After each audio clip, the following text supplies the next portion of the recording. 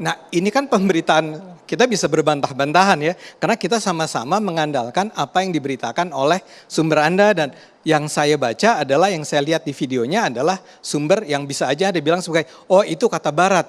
Tapi poin saya adalah siapa yang mau membantah, dan kita harus bersedih bahwa ada 1.300 orang Israel tewas. Dan sebagian besar itu adalah civilians. Tapi sipil. itu juga yang terjadi yang sama Bang Ade. Persis. Ada ribuan warga Palestina yang tewas dan itu juga warga 1.300 perempuan dan Israel, anak-anak. 1.200 Palestina. Nah ini terjadi kenapa? 2.200 Palestina, Ya, awalnya 232 lawan 700. Oke, kita nggak bicara data ya. Bukan itu total Bang Ade sampai sekarang. Kalau tanggal 7 cuma 200, sementara Israel orang Palestina 700. Ya, Oke. anggaplah itu benar. Ya, tapi pertanyaannya kenapa terjadi pembunuhan? Karena ada serangan, itu yang saya bilang. Saya nggak mengerti Hamas itu melakukan serangan ke Israel.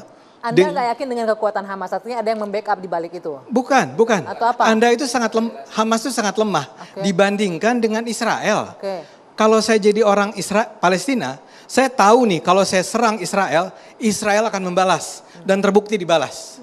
Ya, Jadi pembalasan apa? Pembiaran terlebih dahulu agar bisa membalas lebih besar. Anda begitu? kok memotong saya? Gimana? Saya bilang tidak ada pembiaran. Hamas menyerang Israel. Ya kan Anda bilang Anda nggak yakin Hamas bisa punya kekuatan seperti itu. Lalu poinnya adalah? Poinnya adalah ya pasti dihabisi lah. Apa yang terjadi sekarang ini harusnya sudah bisa diantisipasi oleh Hamas.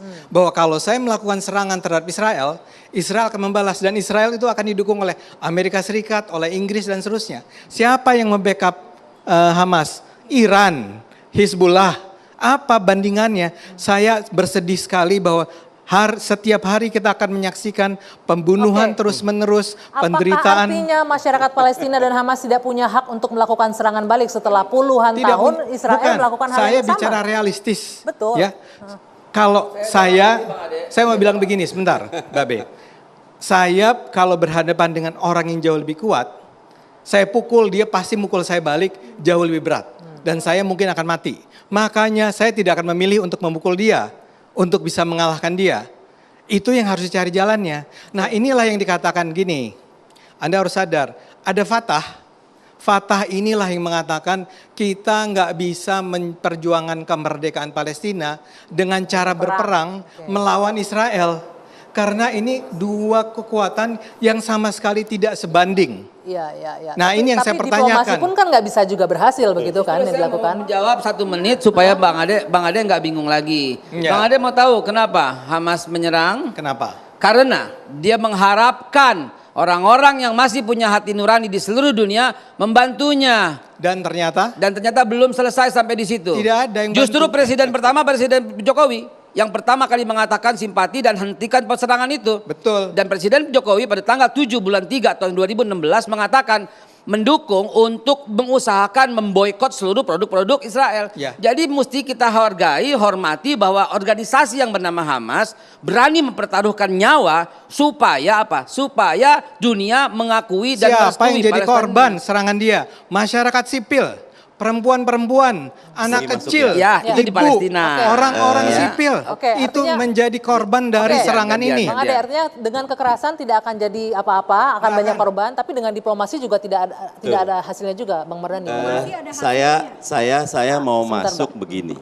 Hidup itu tidak melulu rasionalitas, tapi ada harapan dan ada kepercayaan. 1 Maret 1949 kita punya serangan umum ke Jogja.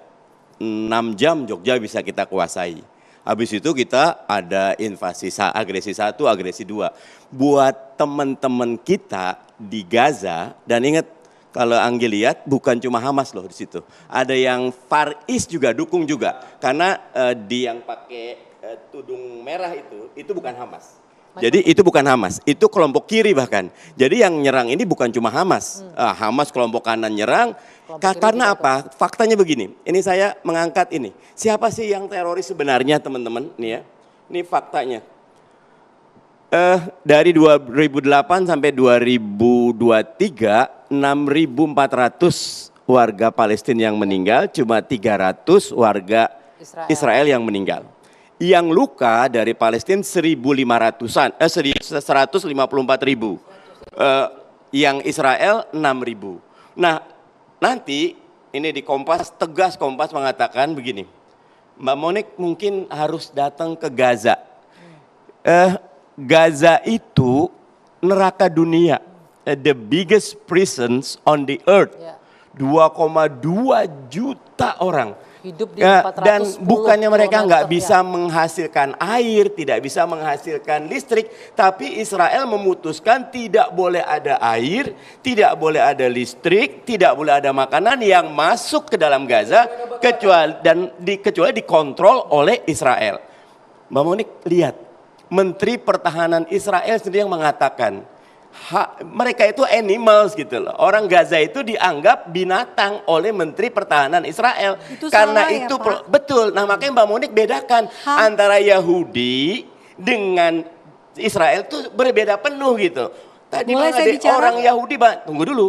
Nah, sekarang kata kuncinya adalah yang dilakukan oleh warga Palestina, baik yang di Gaza maupun di Fatah, itu sudah hampir habis harapan tentang two state solution. Resolusi PBB 1974, dua negara, dua-duanya hidup kalau bisa berdampingan. Tetapi Abraham Accord, 4 negara Arab udah gabung. Bahrain, Uni Emirat Arab, Maroko, Sudan.